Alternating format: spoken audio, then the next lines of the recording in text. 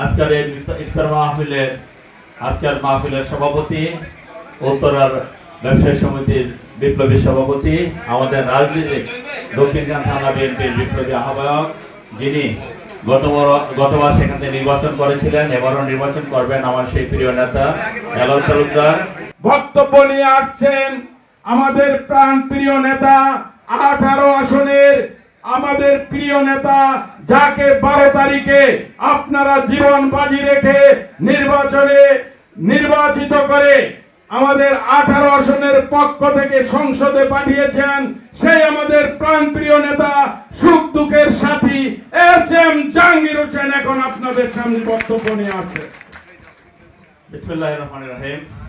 আজকের এই ইফতার মাহফিলের সভাপতি, উত্তরার ব্যবসায়ী সমিতির বিপ্লবী সভাপতি, আমাদের রাজনীতিক দক্ষিণখান থানা বিএনপির বিপ্লবী আহ্বায়ক, যিনি গতবার সেখান থেকে নির্বাচন করেছিলেন, এবারও নির্বাচন করবেন, আমার সেই প্রিয় নেতা হেলাল তালুকদার, উপস্থিত আমাদের সাধারণ সম্পাদক জাহিদ ভাই এবং আমাদের আহত ভাই সহ রাজনৈতিক দলের নেতৃবৃন্দ এবং ব্যবসায়ী ভাই, আসসালামু আলাইকুম।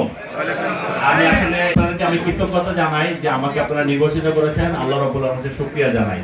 আর আপনাদের সাথে আমরা বসে কথা বলে এই যে হকার সমস্যা, তারপরে অটো রিকশার সমস্যা, এই সমস্যাগুলো আছে, তারাও মানুষ। আমি যে কথা আগেও বলেছি, এখনো বলছি, তারাও মানুষ।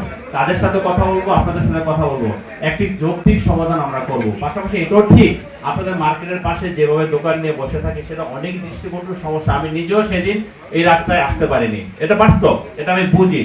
সেই জন্য আমরা বলছি, আমরা নিজেরা ঈদের পরে বসে এইভাবে গণহাসে না, আমরা কয়েকজন বসে আলোচনা করবো, ওদের সাথে আমরা আলোচনা করবো, ওরাও যাতে কইরা কেটে খাইতে পারে, আমাদেরও যাতে ব্যবসার কোনো ডিস্টার্ব না হয়। কারণ সবাই তো মানবিক ব্যাপারটা সবারই দেখতে হবে। আমি কোনো অযৌক্তিক কথা বলবো না, যেটা আমি বলবো এখন আপনাদের বাহবা পাওয়ার জন্য হাততালি দিবেন, আমি চলে যাবো। আমরা সবাই মিলে সমস্যার সমাধান করতে হবে। আপনাদেরকে বেশি দায়িত্বশীল হইতে হবে, আমাকে দায়িত্বশীল হইতে হবে, তাদেরকেও দায়িত্বশীল বানাইতে হবে। তারা হয়তো দায়িত্বশীল হবে না, কিন্তু বানাইতে হবে।